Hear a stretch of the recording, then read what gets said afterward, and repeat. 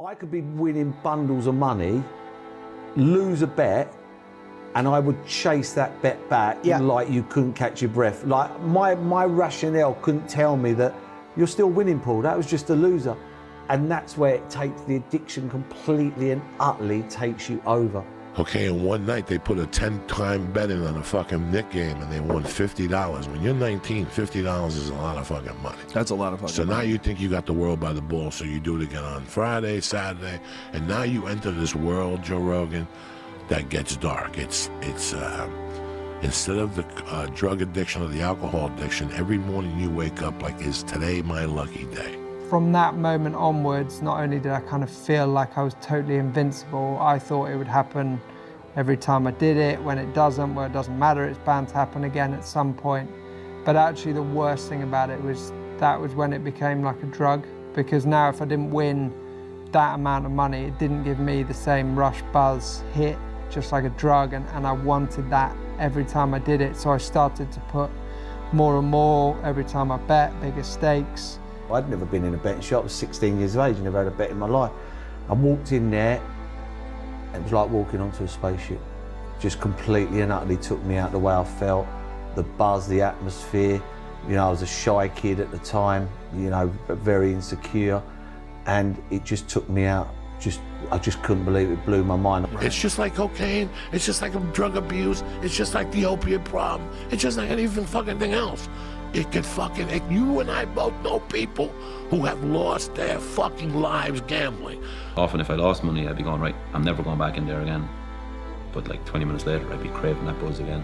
And then that would start the process of, okay, well, where am I going to get money? Or when am I getting paid again? Or can I borrow money off somebody to go back and either win back the money I'd lost, or else just replicate that buzz and keep it going. Because life outside of gambling for me was very, very boring. Because when I was younger, it was almost the same thing. As a kid, I used to just mess around on, you know, the smaller fruit machines, not the adult ones, you know, the ones that you can play at a young age. And then being in school, someone, I think, it was the same in the bookies. They come into school with a load of notes. This was when I was 18, an absolute load of notes. Oh, how'd you get that? Oh, just, you know, played roulette in the bookies. Oh, okay, well, I'll go in there with you next time, you know. As you said, the first time was a disaster. I lost 20, 30 quid, whatever it was, which when you're 18 is a lot of money. But that first time you then turn 20, 30 quid into £300, you think, wow, this is unbelievable, until it spirals. And yeah, that's how I got into it. And then, yeah, the downward spiral, shall we say.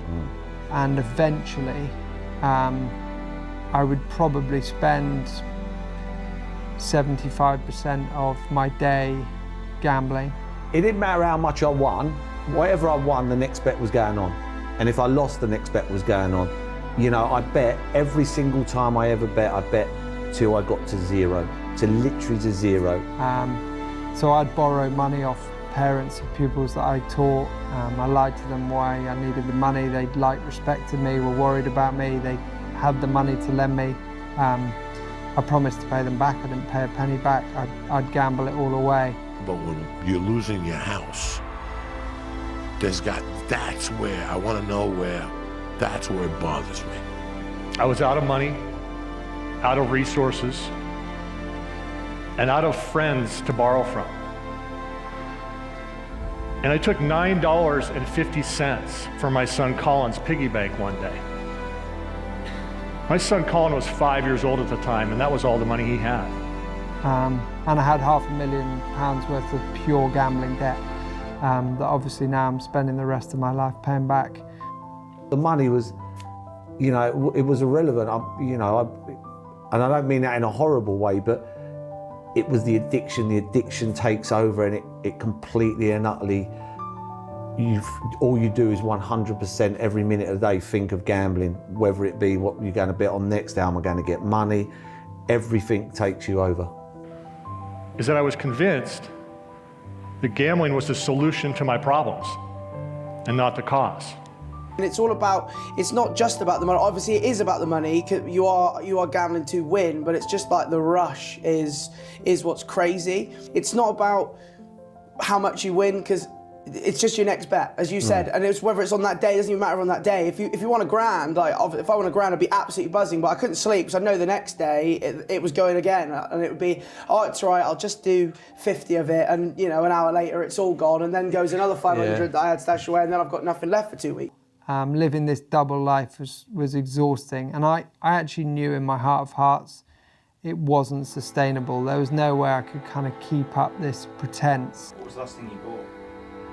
It's actually really tough because, like, as an addict, I just don't buy things. Like, my value of things is even when I've had money and been clean from it, the idea of going into like H&M or something and getting a 30 quid nice top would be like a big decision for me. But a £300 bet is like, yeah, you can do that. That's an easy thing to think about. Like, why even doubt yourself? Like, just go in, all in. But now with the internet, anybody who's got a computer has access to gambling, and I treat more people who gamble on the internet than people who actually go to the casinos. Because I could do it on my phone, there's always a reason to be on your phone. People thought I was on WhatsApp, social media, emails, all those things that people are, but I was just gambling.